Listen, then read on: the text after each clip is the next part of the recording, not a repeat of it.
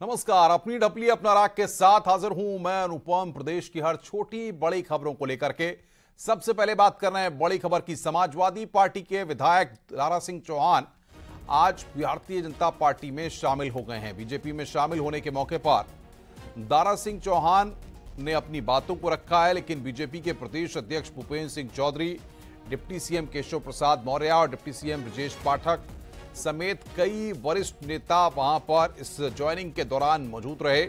प्रदेश मुख्यालय में बीजेपी के प्रदेश अध्यक्ष भूपेन्द्र सिंह चौधरी ने उन्हें पार्टी की सदस्यता दिलाई है। इसके पहले उन्होंने उत्तर प्रदेश के विधानसभा अध्यक्ष सतीश महाना से मिलकर उन्हें इस्तीफा सौंपा। इस दौरान उनके साथ बीजेपी के प्रदेश अध्यक्ष भूपेन्द्र सिंह चौधरी भी मौजूद थे। दारा सिंह चौहान मऊ की घोसी सीट से समाजवादी पार्टी के टिकट पर विधायक चुने गए थे। बीजेपी में शामिल होने के बाद दारा सिंह ने कहा है कि पीएम मोदी के नेतृत्व में लगातार विकास हो रहा है। ऐसे में उन्होंने पीएम मोदी और सीएम योगी की नीतियों से प्रभावित होकर एक बार फिर भारतीय जनता पार्टी में आए हैं और अब बीजेपी की नीतियों के आधार पर जनता के लिए ही काम करेंगे।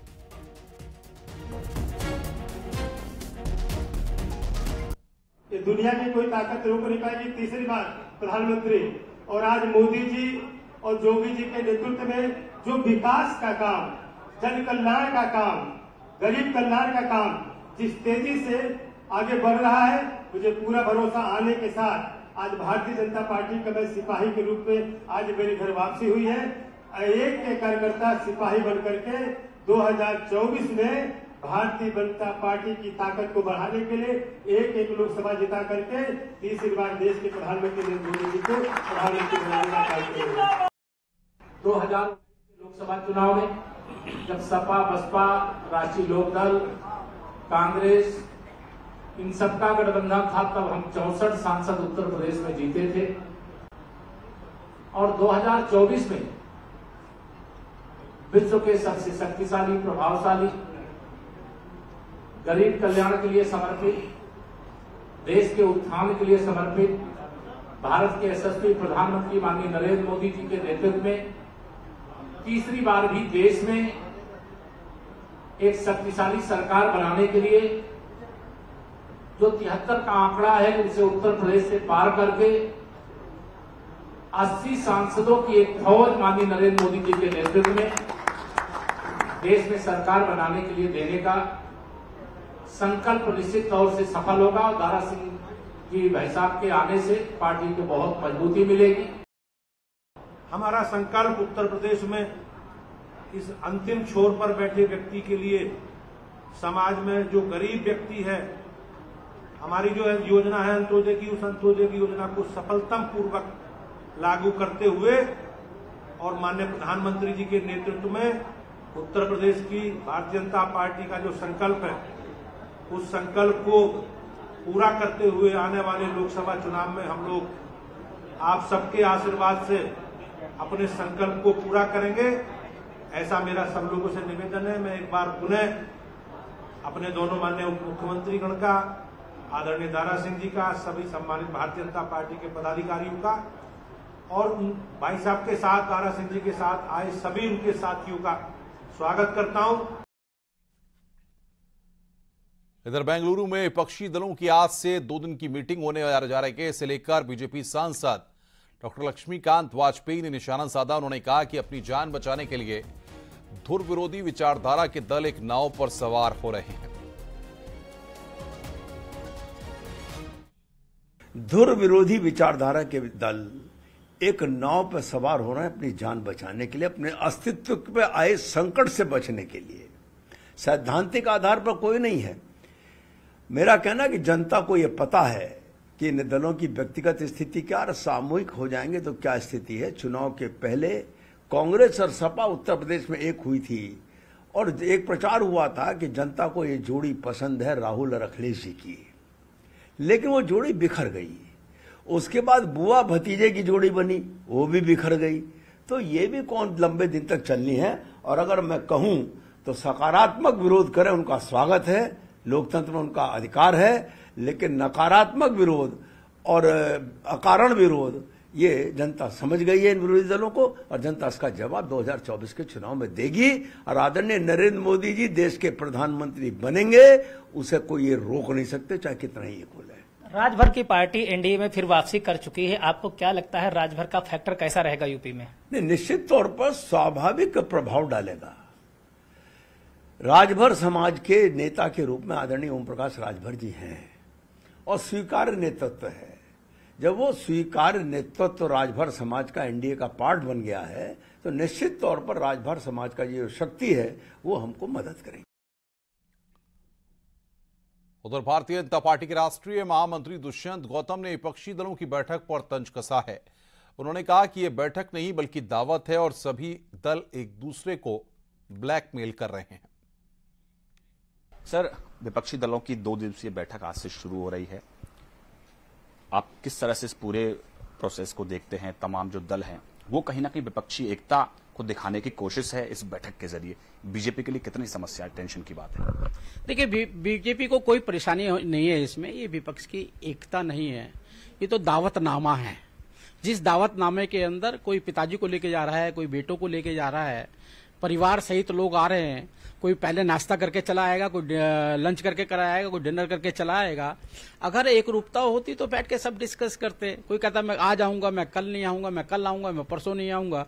साफ साफ लगता है ये आईवाश करना है, अपने आप को छुपाना है, क्योंकि इनके पास कोई एजेंडा नहीं है। ये सामंतवादी लोग हैं, अपने अपने राज्यों के अपने आप को राजा समझने वाले लोग हैं और आपस में ही ब्लैकमेल कर रहे हैं। देखिएगा आप, केजरीवाल कहते हैं अध्यादेश पे समर्थन दोगे तो मैं आऊंगा। मतलब उसको मोदी जी को हराने का विषय उसका है ही नहीं जी। उसका विषय तो भ्रष्टाचार से बचने का विषय है।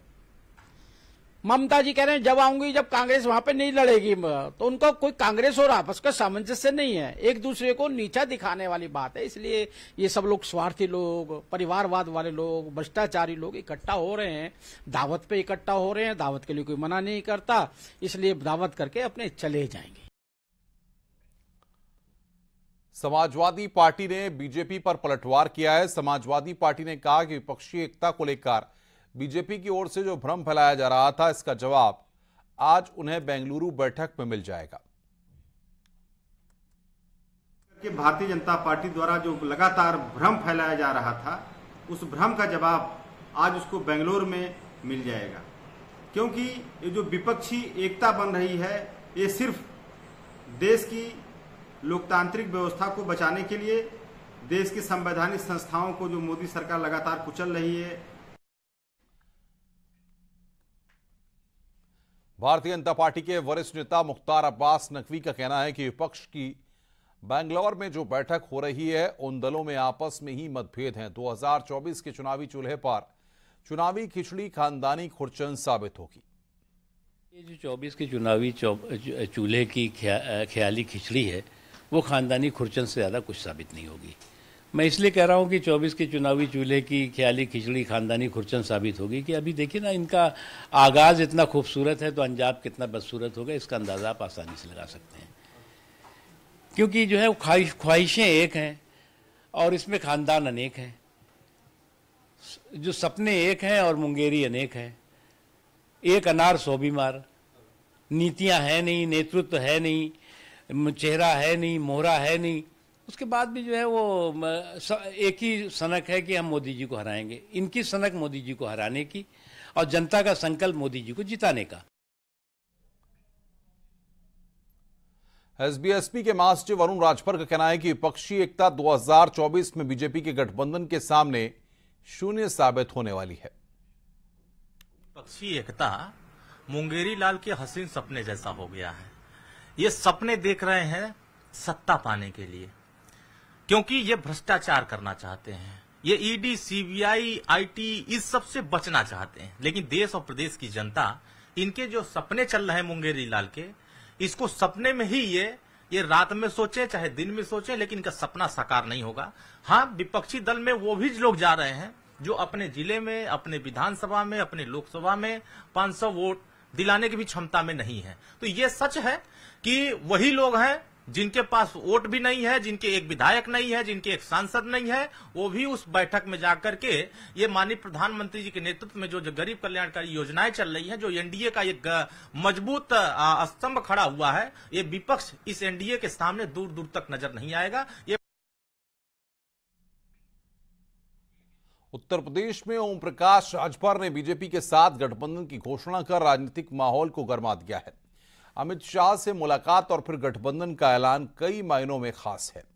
इसे समझने के लिए राजभर वोट बैंक के प्रभाव को भी समझना पड़ेगा।